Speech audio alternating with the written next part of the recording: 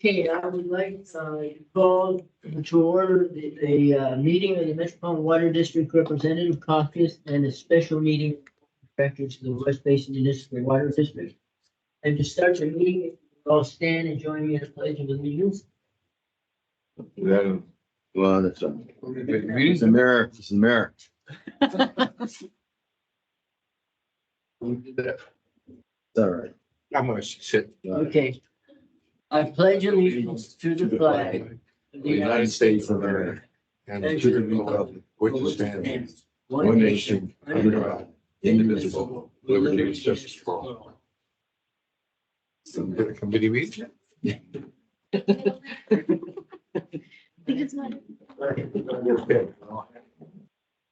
Okay, so we will have see if we have a quorum, general manager. Yes, happy to do that, Mr. President. Director Scott Houston, Director Don Deere. Here. Director Gloria Gray, Here. Director Harold Williams. Here. And President Desi Alvarez. Here. Next is, do we have any public comment? President Alvarez, we have not received any requests for public comment, though this meeting is being held both in person and virtually. At this time, if you'd like to make a public comment, please indicate so by raising your virtual hand. And Mr. President, I do see one request from Mr. Craig Cadwallader. Craig, you have 3 minutes. Thank you very much. I just wanted to offer a very quick thank you to West Basin President Alvarez and Met Vice Chair Goldberg for an extremely informative, though a bit wet, State Water Project inspection tour and Central Valley Agriculture tour. And I found it to be extremely informative, and especially informative part was being able to tour interior facilities for the Oroville Dam and the pumping facility, which was unique and very informative. But thank you again. I think this was an extremely informative and beneficial trip. That's all. Thank you. Thank you, Craig. And President Alvarez, I do not see any additional requests for public comment. All right, then we will, excuse me, we will move to the discussion calendar.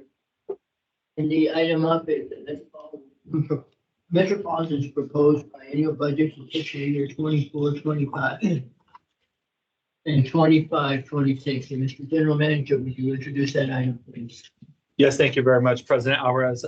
It's a great honor to actually welcome our MWD colleagues here today. We do have a team of MWD's finance department, Katano Kasain, the Assistant General Manager and Chief Financial Officer, as well as Adam Benson, the Finance Group Manager, and Arnaud Vandenberg, the Section Manager of Revenue and Budget, here for our presentation. This presentation was included in the published board packet. For those of you who are attending virtually, we will actually attach that in the chat there for you. And with that, I'm happy to hand it over. Thank you, EJ. And this is Katano Kasaine, and thank you for the introduction.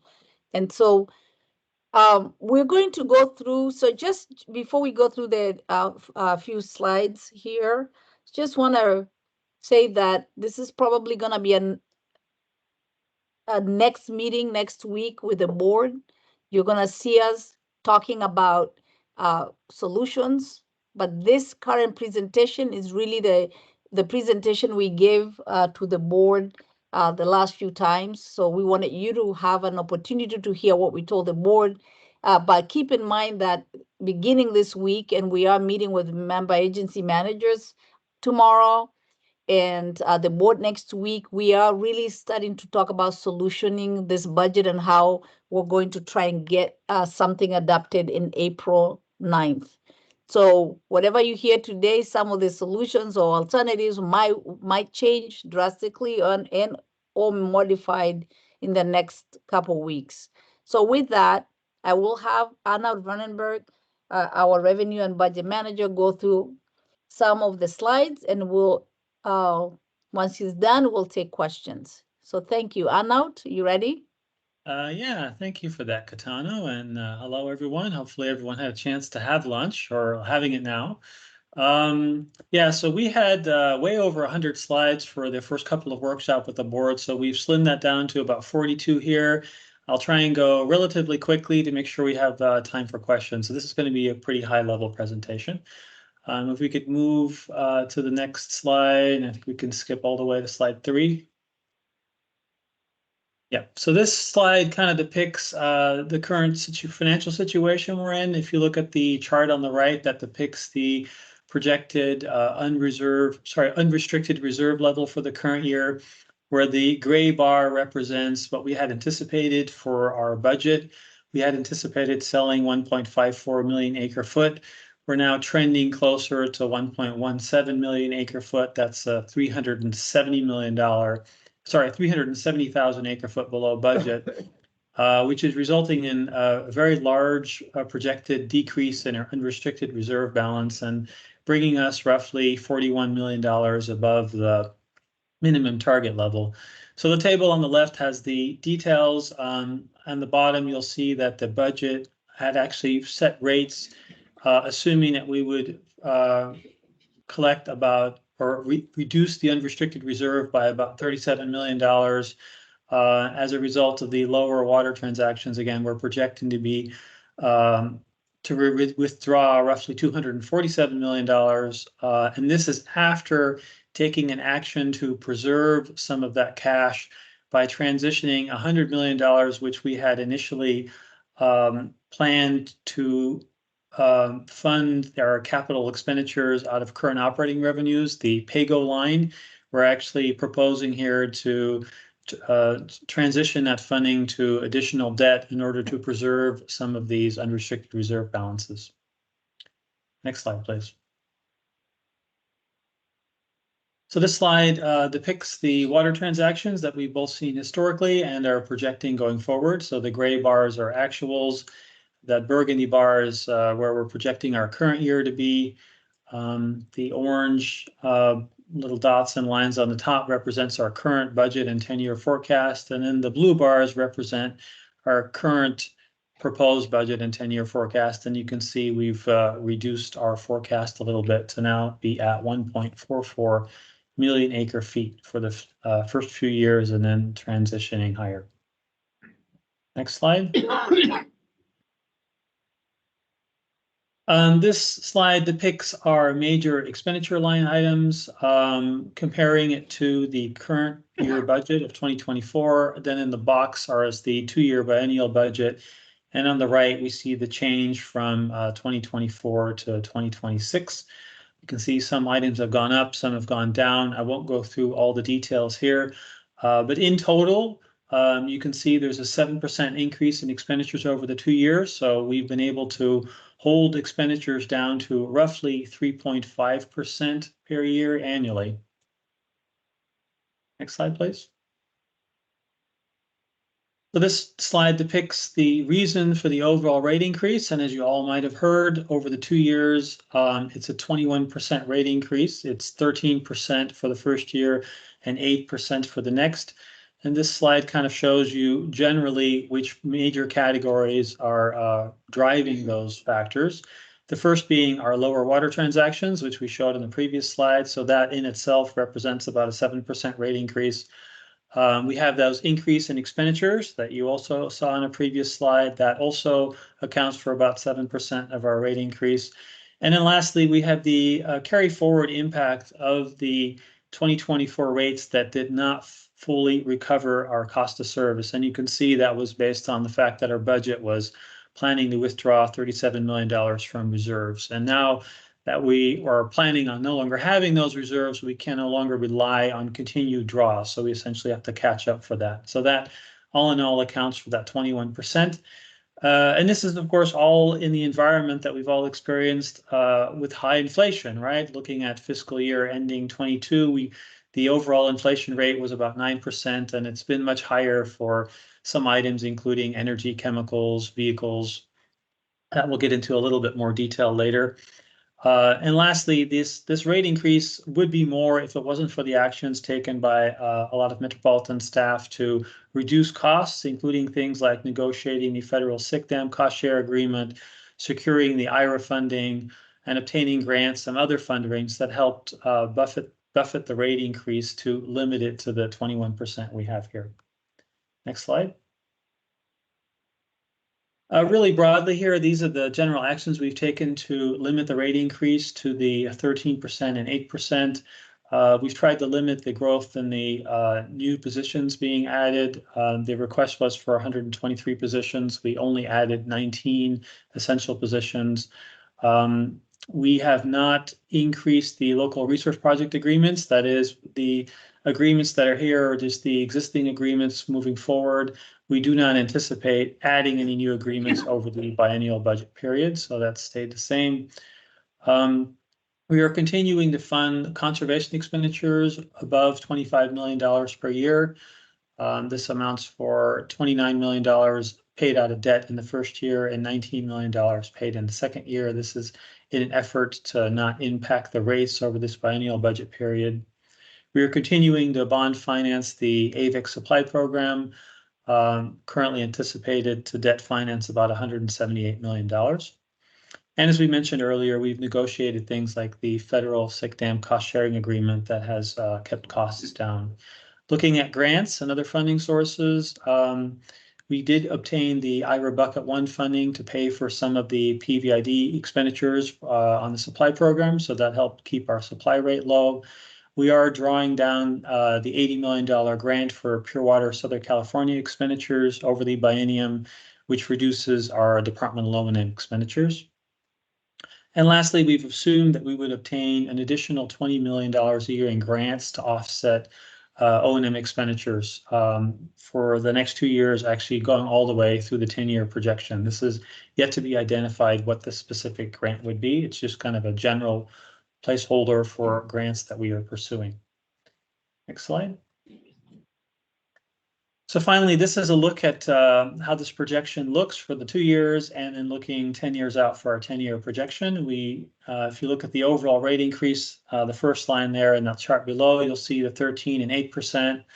And then the bars represent our unrestricted reserve balance projection based on kind of average hydrologic conditions. And you can see we're essentially skimming along that minimum reserve level for quite a few years.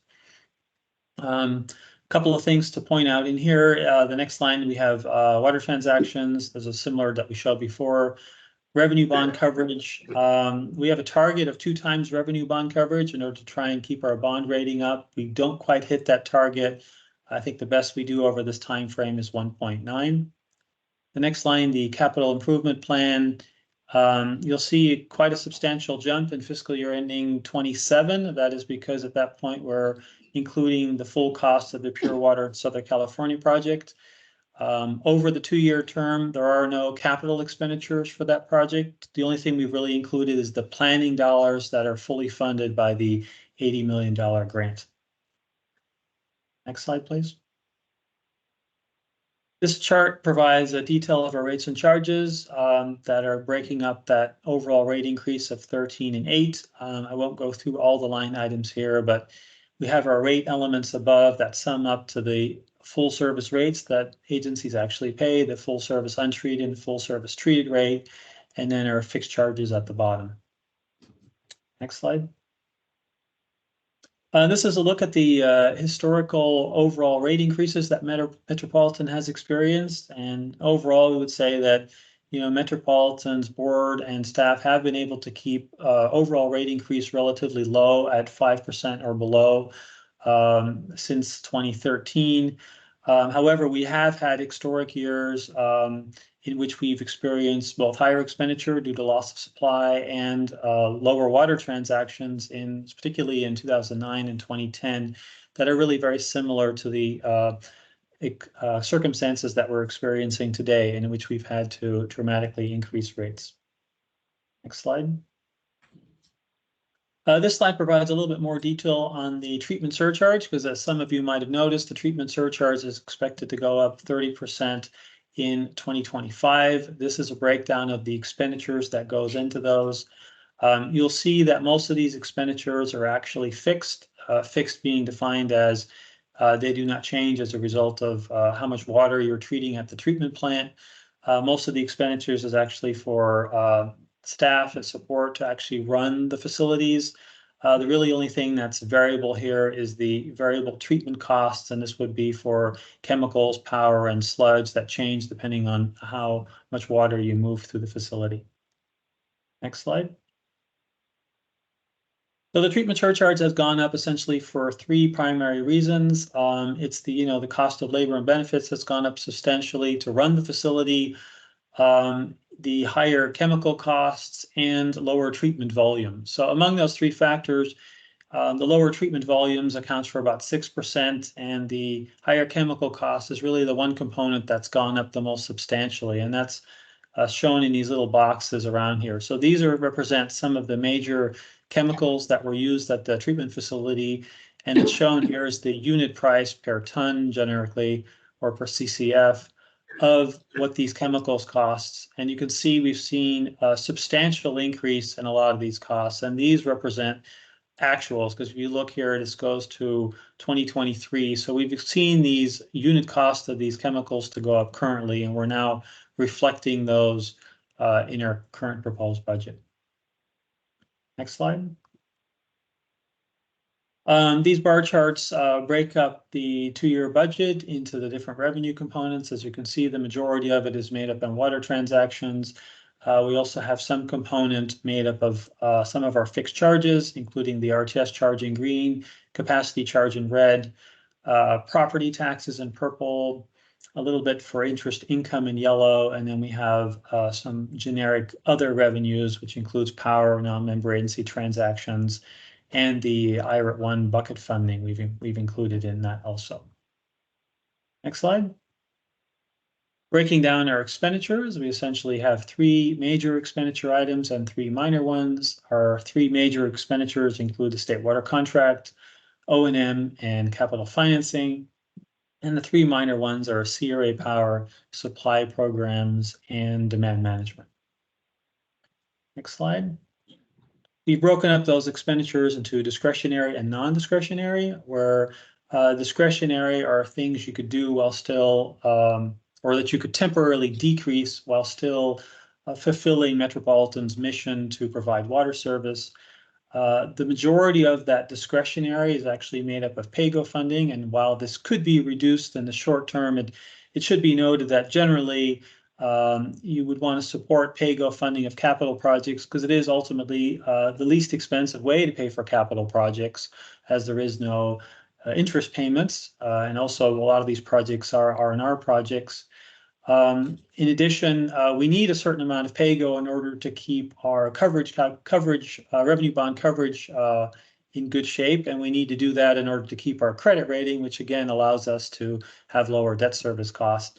And lastly, it's also good to maintain a certain level of PAYGO, as it can be used as a financial lever to pull on in case we have a big draw on reserves, as we're doing this year.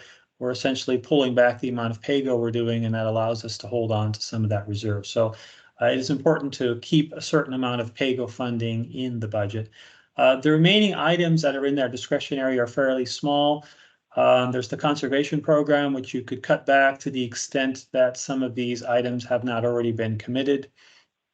There's a small amount in the Delta conveyance planning costs for the first year. And then there's some future supply actions and stormwater pilot dollars that could be removed. Next slide, please. Now we want to walk you through a couple of the alternatives that we walked through with the board. And as Cantano already mentioned, we're looking to bring some more alternatives and variants of some of these things a little bit later in workshop 3. Next slide, please. So the first alternative we were asked to look at, or we could look at, is breaking up that rate increase to one rate increase that will be effective earlier. And this could be easier seen on the next slide. Essentially, we've taken that 21% rate increase. Next slide, please. And we have one early rate increase in July 2024 of 7%. We would then have another 7% rate increase in January, followed by the January in the following year, so the standard time frame. So we have one additional rate increase. While it adds up to the same 21% in total, by having a rate increase effective earlier, it does help Metropolitan's reserves as you're generating some extra revenues early. It does help coverage a little bit. So it does provide some more financial stability. Next alternative, next slide, is shows another way of going about this is what would happen if we would increase Metropolitan's existing ad valorem tax rate, which is currently at 0.0035%, and we doubled it to 0.007%, and this would recover a larger share of state water contract expenditures from property taxes, and therefore reduce pressure on our volumetric rates and charges. And it does provide Metropolitan more sustainability, as you can see in the next slide, or actually a few more slides after that. But so this is a look at our historic revenue sources, just to put everything in perspective. So as Metropolitan started, it began by issuing the GO bonds for the construction of the Colorado River Aqueduct, as you can see in yellow. And then as it started to sell water, it transitioned to the water transactions, as you can see in the blue. In 1993, it added some fixed charges, particularly the RTS charge. Later, a couple of more charges, including the current capacity charge. And that's where we ended up today, with about 80% of our revenues being collected on a volumetric basis based on the water transactions. Next slide, please. This is a look at our historic property tax levels, and this is a chart going back to 1960. It has gone down substantially as the Act initially limits our property tax rate to recover only the GO bonds for Metropolitan's portion of our state water project and our own GO bonds. Starting in fiscal year 2014, Metropolitan suspended part of the Act, Section 124.5, where Metropolitan found it was in Metropolitan's fiscal integrity to continue to have a fixed funding source. So Metropolitan had that pegged the level at 0.0035% and has kept it flat since that time because they didn't want to see a continued reduction in this fixed charge. The little bars on the right would kind of depict what it would look like if Metropolitan were to increase this rate to 0.007% as contemplated in this scenario. Next slide. And finally, this is how it would look. So if we doubled our property tax rate, we would essentially be able to keep the overall increase in rates and charges to what we had previously projected, the 7% and 6% for the 2 years respectively. You can see it helps Metropolitan's reserves quite a bit. It also allows us to not have to drop PAYGO. We can do 175 PAYGO in that first year, which is helping coverage, particularly in the second year. So overall, this is how this particular scenario looks. You see quite a bit more sustainability in our reserve levels. Next slide. This is a look at the detailed rates for this particular scenario, as also compared to the proposed rates. I won't go through this in detail, but essentially the additional revenue that's generated by the property taxes gets allocated to the state water contract costs that are normally being recovered, which essentially means that you will see a benefit here in the supply rate, and the other two will be in the transportation components, particularly the system access rate and the system power rate, with a small portion also on the RTS charge. Next slide. We were also asked to evaluate what would be the impact if we cut conservation down as low as we could. So we took a look at that. There is some conservation that's already been committed. We estimated that at the time to be roughly $15 million for fiscal year ending 25. We then put $5 million, represent kind of a lower level for just advertising and things for the next 2 years, and then bringing that entire program back in fiscal year ending 2025. So this does also stop us from having to issue debt for the additional conservation above 25 million. However, it would probably cause us to lose most of the grants which we were been given for conservation, as the grants require matching funds, which we then wouldn't be able to do. The next slide shows kind of what that does on reserves.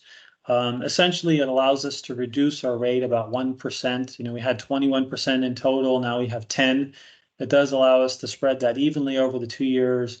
But it's really only a 1% reduction. And then that 1% would come back in 2028, as we have a 9% there and the proposed as an 8%. So that shows the effect of cutting conservation. Next slide.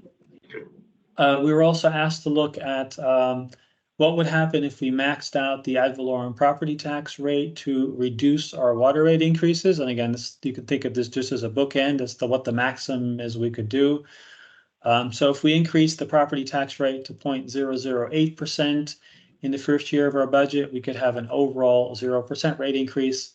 Similarly, for the second year, if we increased it to 0.009, we could have a 0% rate increase.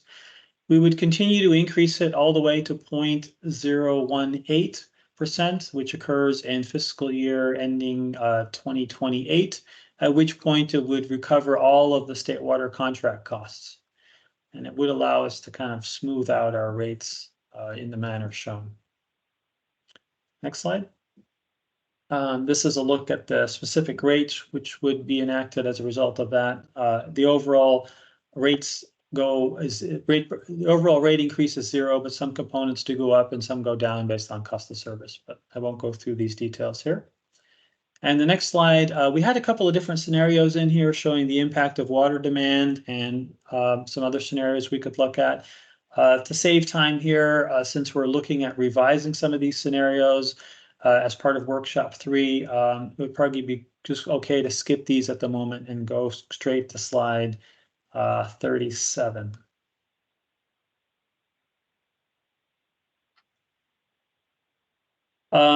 So this scenario looks at what would be the impact on this 10-year projection without the Pure Water Southern California project. Next slide, please.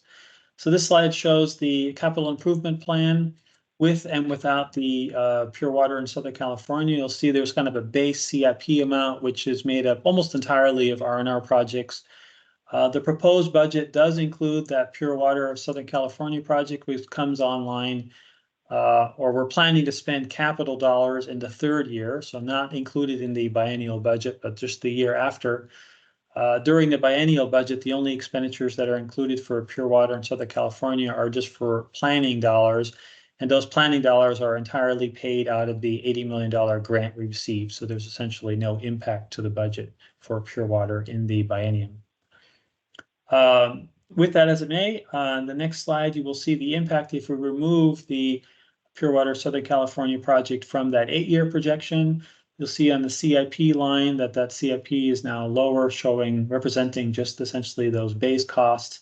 What this has done to the rates is it does not, again, impact the 2-year budget over the biennium. It does have an impact in year 3. That is now down to 6%. It used to be 12% in the proposed budget.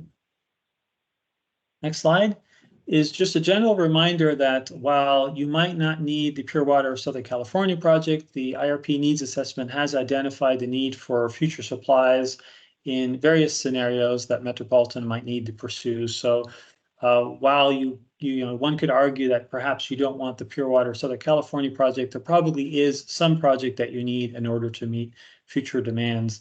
So you might not be able to have the scenario of nothing. And the next slide shows some of the meetings we had and the future meetings that we're planning to have all the way to our April action item. Katana, I hand it back to you. Thank you, Arnold. So I will actually hand it back to the chair for folks to ask questions at this time. So your presentation's over? Yes, we're done. We didn't give you 77 slides. I saved you. No, you didn't.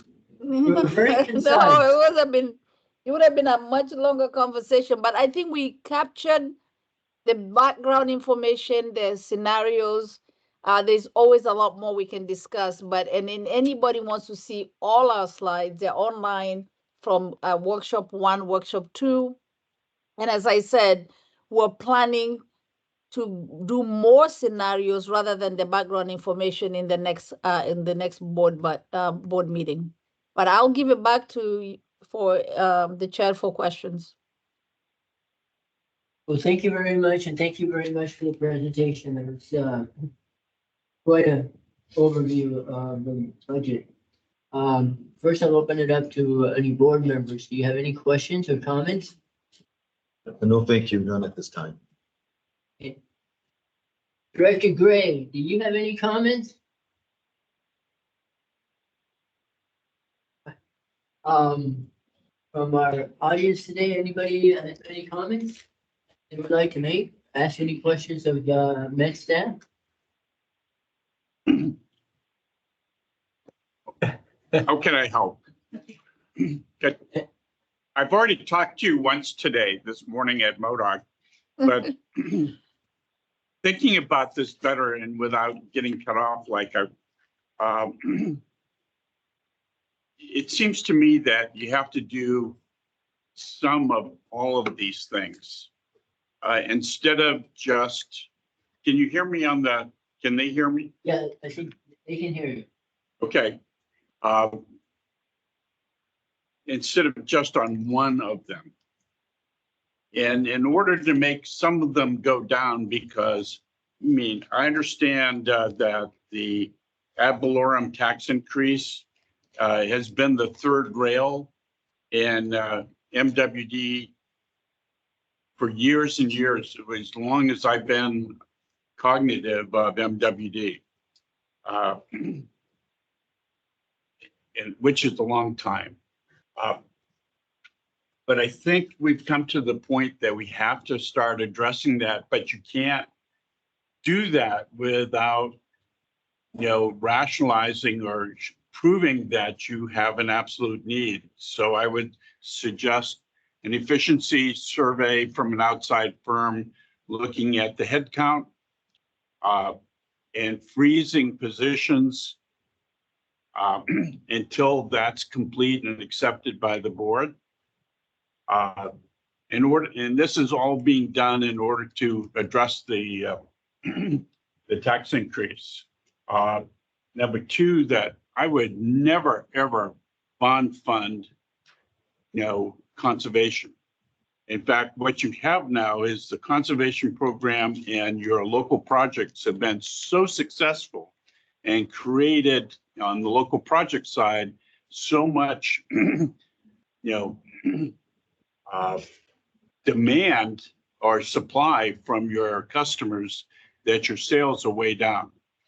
And so I wouldn't fund local projects or any more conservation until the demand starts, you know, leveling off or rising. And therefore, when your demand goes up, your revenue goes up. And so the pressure on rates goes down. And having done all of this, then I would address the the property tax and say, look, I've looked at other places, other things, proven out, yeah, I have an efficient, my head count is efficient. If I need more people, that will show up in the study. People will feel much better about that than just adding 19 people or proposing 120 something people when you had to be knowledgeable about what this was going to impact.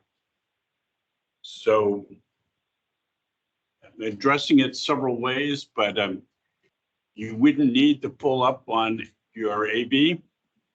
You could get that in steps over time and balance everything out and restore your rates. You're going to be spending so much money for added supply out in the future. You know, it's really important for Met to get its house in order so they'll be able to afford to finance these things in the future. So your coverage has got to be improved and your overall stability has to be improved. That's just my thinking.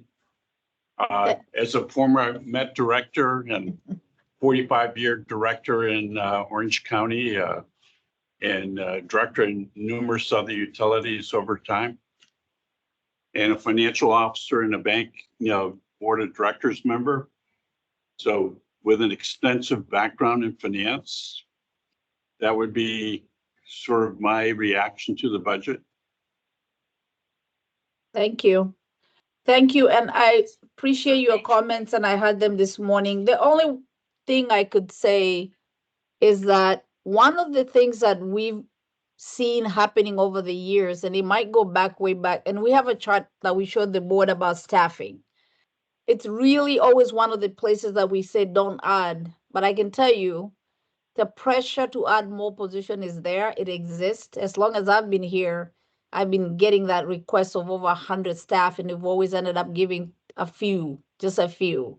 So it is, I think a lot has changed over the years about the needs. And so staffing is one area that we keep having pressures. And I think the organization is stressed about that. But I hear your point that we need to do more than just one thing. So part of what you're going to see in the next scenarios is a hybrid of all these solutions.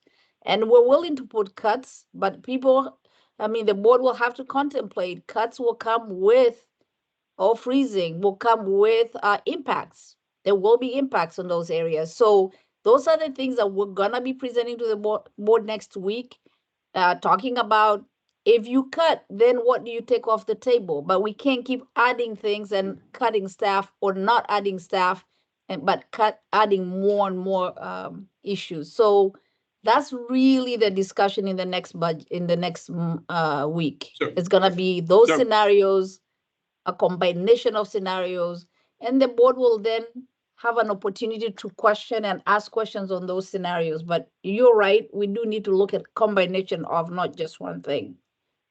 So my experience, Katana, on headcount is, hey, I'm not questioning the need for these specific people, the 19 that you come down to. I'm questioning the need for some of the people you already have.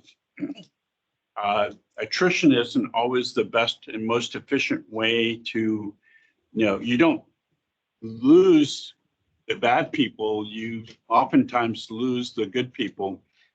So looking at the organization, the head count, and seeing if there can't be some efficiency in some areas so you can afford the 19 or 20 or 25 or 30,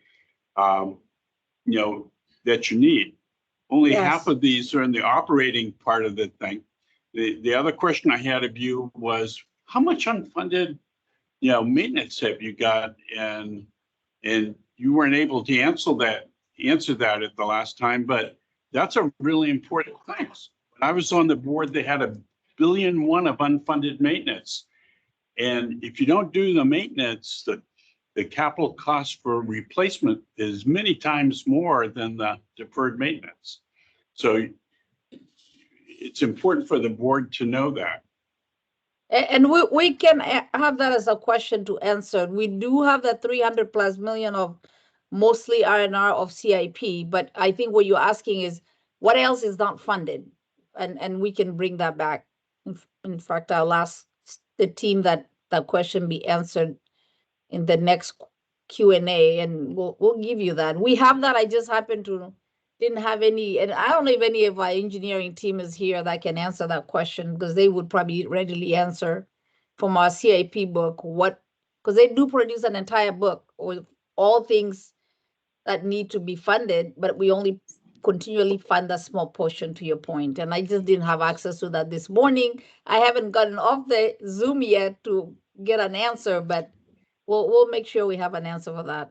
Unless somebody from Met, I'm looking at Met team. I see, but I don't know that there's an engineer, anybody from the engineering team online. Katana, But this is we'll Shane in certainly here. get an answer. Shane, you able to answer that? Yeah, hi, Director Swan. It's nice to hear your voice. It's been a long time. We're prepared to speak to that at the workshop on Tuesday, but the short answer is you're familiar, and we've had many conversations in the past about maintenance practices, asset management, et cetera. Yep. And you have your corrective maintenance where you're fixing something that's already broken, and your preventative maintenance where you're preventing something from breaking by maintaining it properly. And The best way. One thing we watch is the ratio of where labor hours are going. And the Yep. corrective maintenance. 65% or better. Yeah, best practice, AWWA standards, 80-20. If you have a new piece of equipment or a new treatment plant, 80 preventative, 20 corrective. We are currently at 57% corrective. And that has climbed from about 53%, 52% 2 years ago. So it is getting away from us as the system continues to age. But we can dive into that in more detail on Tuesday if asked. Thank you, Shane. Thanks, Shane. Any other questions for the team? I have a question on page number 5. Page 5. Can we put up page 5? Oh, actually, you package page 5. It shows 7%, 7%, and then 7%. Okay. Page 4. No. Oh, slide 6.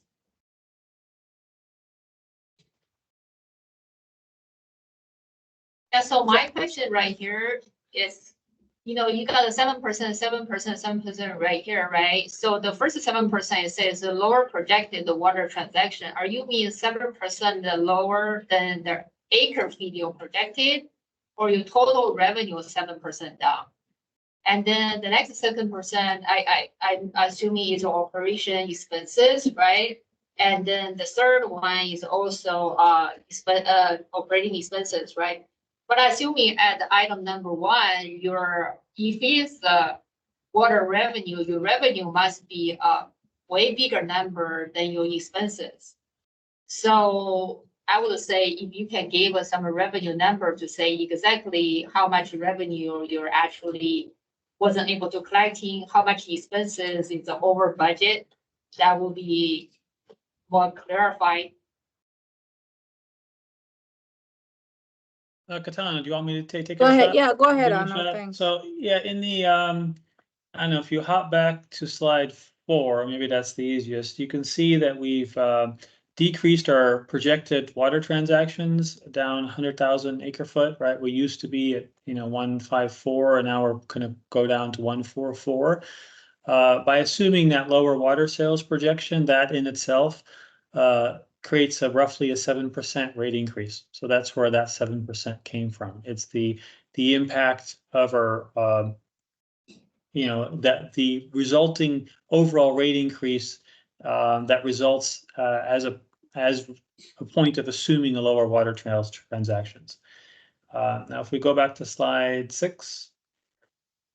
So the 7% from increase in expenditures is actually from the previous slide, if you want to go back one. So you can see that the overall increase in our expenditures went up 7%, which pretty much matches the increase that we would have to see on our revenue requirement. So it matches a roughly 7% increase that we would need to see on our rates and charges.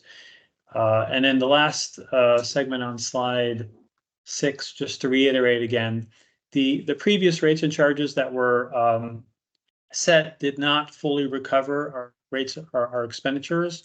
It actually assumed that we would pay for part of those expenditures from a draw from our reserves. But as we're currently drawing down our reserves quite tremendously, we cannot continue to rely on our reserves to pay for ongoing operating expenditures. So we're essentially saying we now need to set these rates to recover the current operating expenditures. So that's the 7% is essentially catch up from prior year under collection.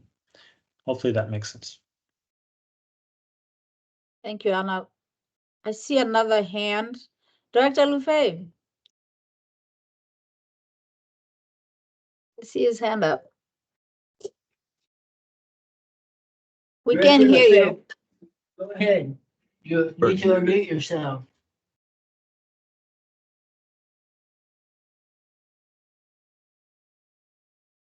Director Lefebvre, we can't hear you if you're trying to speak.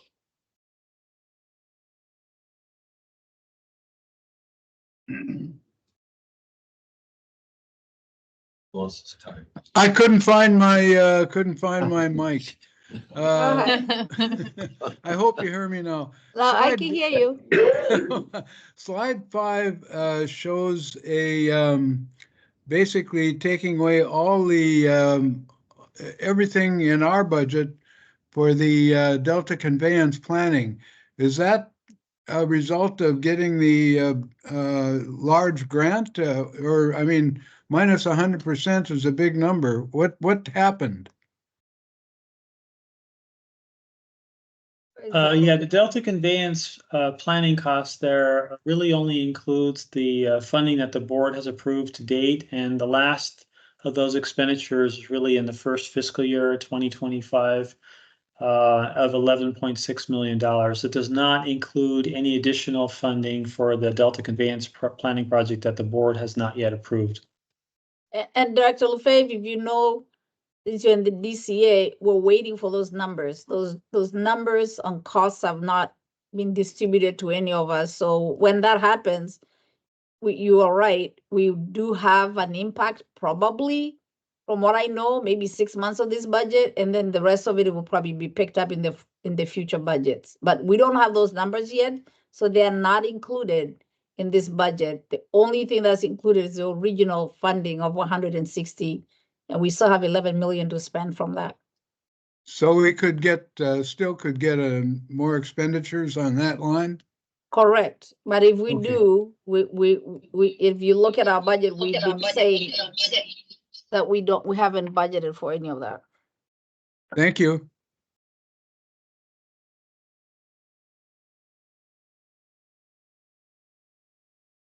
Do we have any other comments? I have a comment on slide number 8.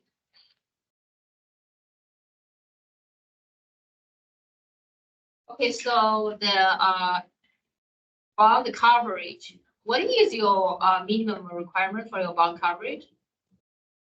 1.2. Okay, It's dangerously low right now. So we're hoping to at least hit that, just for folks to know that we track that number, because if we don't have the appropriate bond coverage, we can't issue debt. So we do monitor that critically, and so we worry about how we fund. We don't want, and I'm gonna go actually answer that question. We don't want to fund conservation through debt. One of the reasons we did that the last time is because, as you know, our rates was set at 5.5, and at that time we were looking for anywhere and all things that can impact our rates, and so that was one of the things. And I don't think to date we've actually issued debt on conservation, if I'm correct. We've planned for it, but I don't think we've done that yet. And we don't need to do it this year if we have enough money. It is absolutely something I don't want. I don't want to bond fund everything. That's why we need to maintain our pay-go, and I like to see that pay-go line go up. But it's all a factor of where do you adjust for the rates. So yeah, I'm not a fan of any of these things, but it is sometime, adjusting so we can accommodate all the pieces on the table. And this chart is really good to show you how every movement on one of these lines changes something. So pay-go, we'd like to do more pay-go. This is paying from our own funds, and we'd like to be able to do all that, but sometimes it does impact the rates. So to the extent that we don't need it, I definitely don't need to do more bond financing. We've been doing a lot of refinancing just to lower our debt. So that's really our goal, not to add debt. and for the projection, 2027 and 2028 rate increase 4% and 8%. Is that the only reason to increase rate to cover your CIP? It is, some of it is the CIP. Obviously, you still have rates going up for other things, but there's another chart that shows you when it's not all CIP, but the big jump here is the pure water. And so there's a chart somewhere there, and I don't know which number, Yeah. that shows you.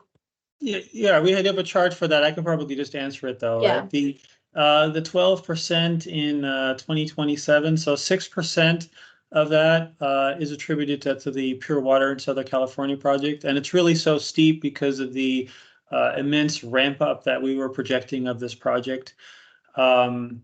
The remaining 6%, there's a small part of that that's due to the loss of the IRA Bucket 1 funding. That's $47 million that drops off in that third year. And the rest is really just assumed inflationary increases. So if that means you're going to start a pure water project in 2027 and complete it in 2032? Actually, the For 5 completion years? date is off the end of this chart. I think funding actually is currently projected. Capital expenditures would go through I think 2036. But this is only a rough estimate of the project, as it has not yet been approved by the board. Thank you. Thank you. Any other questions? Go ahead, Mr. Yeah. So Katana, with my understanding that the Pure Water project is, the capital cost is well over $4.5 billion. I mean, the Orange County Water District with 130 MGD versus 150 or 60 MGD was way less than that. I mean, I understand pipelines doubled the cost, but the basic project has to be much more expensive. I'm surprised at that. It is, and I don't know if we have a chart to show, but it ranges. It's a higher number, actually. I think it's beyond the 4 billion. It's between 4 billion and 8 billion.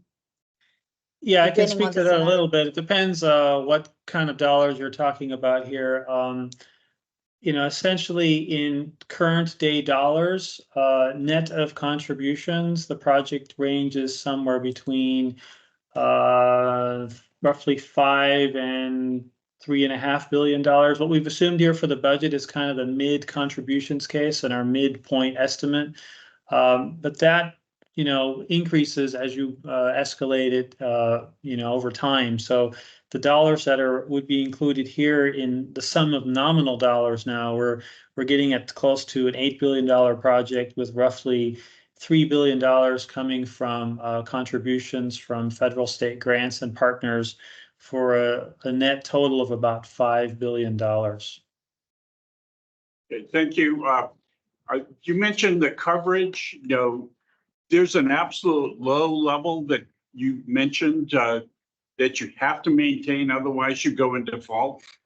But the higher your coverage ratio, the better your credit quality.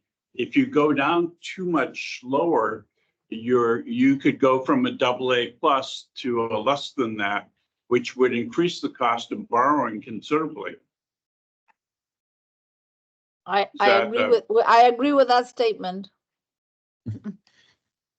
Okay.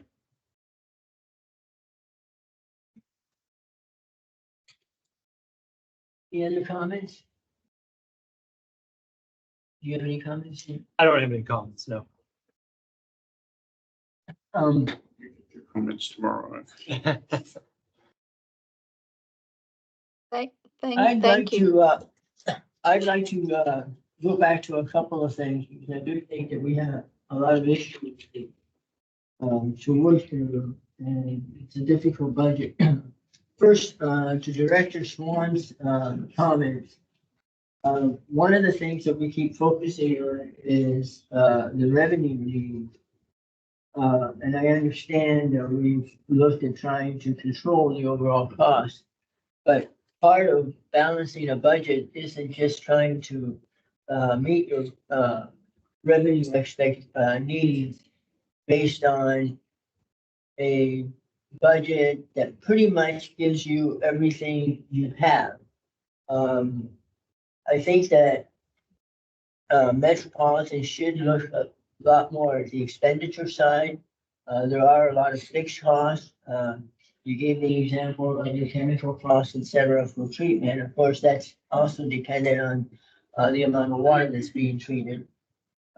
Since there's the demand is based on the amount of treatment. But notwithstanding the fixed portion of the net budget, there is an opportunity to look at what we can save, what can't be saved. So the expenditure side has not been really robustly reviewed. Some may feel it has, but I think there's probably opportunities there. And that would be an area that I think deserves further discussion. If we can go to slide number 4. A lot of the issues right now in terms of this year, our revenues are substantially lower than projected, and that's because of based on a certain water sale. And water sales are significantly less of 1.17, so we'll just use 1.2 for discussion purposes. And projecting the budget, you're showing I'm going to use 1.44. That seems like a big increase of another 240,000 acre feet. I'm not quite sure it's realistic to always base it on that because as we've experienced this year, water sales are substantially less, and to base a budget on water sales at the higher end of expectations, when that water sales doesn't come to pass, it's going to create problems. We showed later on a slide, I think that assuming 1.34 million acre feet, I think that would be a better position to base the budget on. And I know that we've had discussions on that. So just going forward, we've seen a lot of water conservation just within the West Basin Municipal Water District service area, and we're not going to see a big bounce back from that. And conservation is a good thing. So not to invest in conservation is not necessarily a smart idea, but it does create other problems because your water sales are going to go down. So we need to focus on the issue of where we're going to be basing our rate at, and the 1.44 I think is not realistic, and would be one option to consider, but we should be considering and seriously looking at the 1.34 option.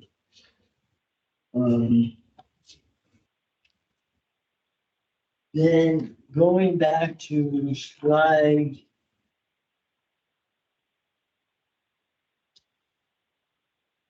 number 8, which assumes the 1.44 option of water sales.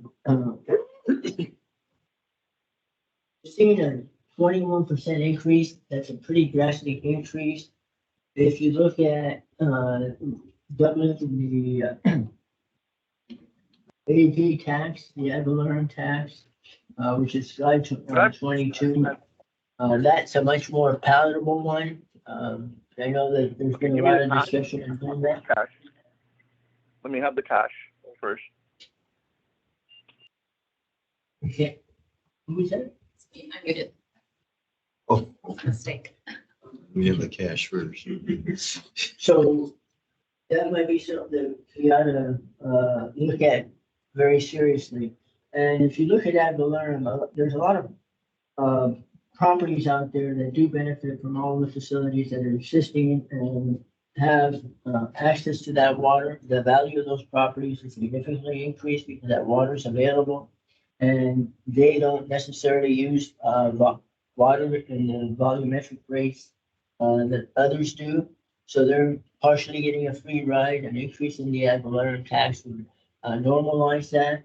And people that benefit from just the infrastructure that's been invested in and the availability of that water would be paying more of their fair share from an equity point of view, the ad valorem tax would be another approach to lowering it. And it does make a significant difference in looking at those rates. I'd like to see a chart that has the 1.34 million acre feet of water sales instead of 1.44 with a doubling of the ad valorem tax and see where that comes in at. And I don't think we have that chart. I didn't see it. We might have it, just so you know, Director Alvarez, that all those scenarios you've seen, we didn't do everything. I don't know if you have that chart, but that scenario of 1.34 is gonna come back next week with different variation and hybrids of that. So you will see that coming back, and you'll see scenarios under the 1.44, and you'll see scenarios under the 1.34. So all that is coming back. And you're gonna bring the 1.34 back with the ad Property valorem tax. Correct. Yes. 0.07? Yes. So you're some gonna see those. derivation of that, Director Alvarez, it's we're trying to make it so that you can compare across scenarios. So we are looking at the 1.44 and the 1.34 million acre feet in water transactions. We're looking at the impact of the rates, and then what are the impacts on the property tax? Like, what do you need to set the levy at to hold the rates at the same level under those different scenarios? So it's not exactly as you outlined it, but it is gonna be there in some fashion that helps you compare. The other thing, just going back to the same chart that's up now on slide 8, we're showing that there's gonna be going into the following biennial budget, 27-28, another rate increase, and that's where we're gonna start looking at pure water. Pure water is a significantly costly project. The real cost of that project is probably gonna be closer to about $8 billion. And the numbers that we're basing everything on right now are about 2020 numbers, and we've seen significant cost increases. A lot of that has to do with the conveyance component. But pure water is just one project. We have a lot of other projects, not a lot, but we have 2 other major projects. One was referred to earlier, and that's the conveyance, Delta conveyance project. That's not included in there. If that comes back in, that would be a significant cost. And then there is potential participation in Sykes Reservoir. So we're looking at making some really tough decisions now, whether some of those projects are gonna end up being funded or not. It's gonna be very dependent on our budget, but if you look at that, at the total potential capital cost for major projects is significant. So we need to keep those things in consideration if we look at this budget, and what are the real needs in terms of the Delta Conveyance Project. Is Metropolitan really a party that should be responsible for paying as much as potentially we would be agreeing to pay if the board assumes to continue to participate in that project? But all of these things would eventually lead to significantly greater increases in the annual overall rate than what we're seeing here. So it is a very concerning time in terms of the overall budget. I know that there's going to be a lot of discussions in the next several weeks as there are additional budget workshops. But those are some of the key issues that everybody needs to keep in mind. Thank you, I don't Director know if you all have Alvarez. some comments. Thank you. And I just want to sort of mention that we do have the camp process that's going to look at some of all the things that you just listed. We also are going to look at a business plan that will also address some of the key concern about how we fund for these things. So I just want the board to know that even though we're dealing with a budget, there are other processes that are looking at all these different things, because this is short term, but for long term, there are a lot more things that we're going to be looking at. And I thank you. And I know that some of us have meetings. At least I have a meeting going on right now. And so there are any other questions, I'm happy to take. Otherwise, I'm probably some of us might have to drop off. I have one more question on slide 14. The expenditure. Go ahead. So, the capital financing for 25-26 is 531 million. But then in the 24-25 is 466 million. There's a 65 million increase. Can you explain why the increase?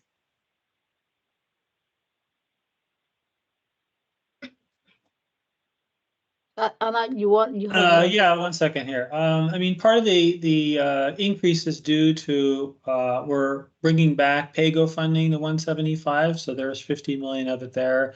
There's also additional increases that we're seeing on debt service as rates are going up, and we have been issuing debt for various things that we're going to have to start paying debt service on in year 2. And they might have some CIP that are coming out year 2 versus year 1. Yeah, the chart here Thank you. depicts capital financing costs, though, right? So not the capital expenditures per se.